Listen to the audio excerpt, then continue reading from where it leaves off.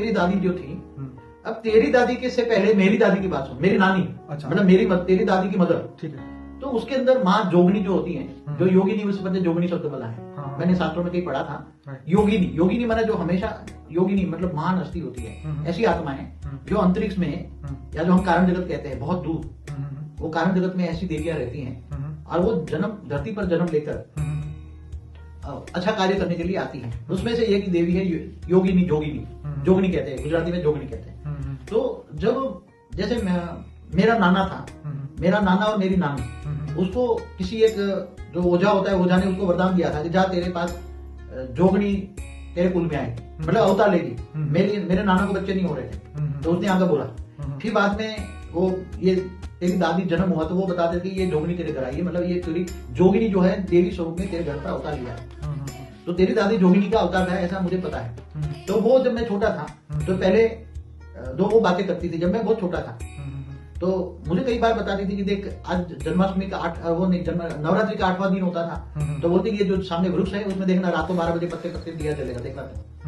तो मैं रात को 12 बजे तक बैठा रहता था, फिर मेरे को दिखाई देता पत्ते पत्ते पर दिया जल रहा है, तो मैंने बोलता हाँ दिया जला, देखा मैंने। फिर बोलता देख ये जो हम किराए के मकान में रहते थे, उसमें 2 औरतें मर गई थी, उसके दोनों को भूत रहते थे।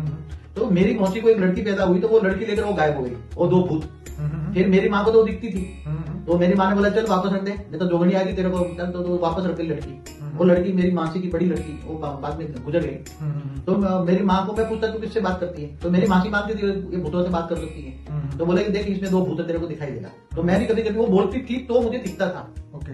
मगर बाद में फिर मुझे ऐसा लगने लगा कि नेचुरल मुझे शक्तियां हैं, मैं भूतों को देख सकता।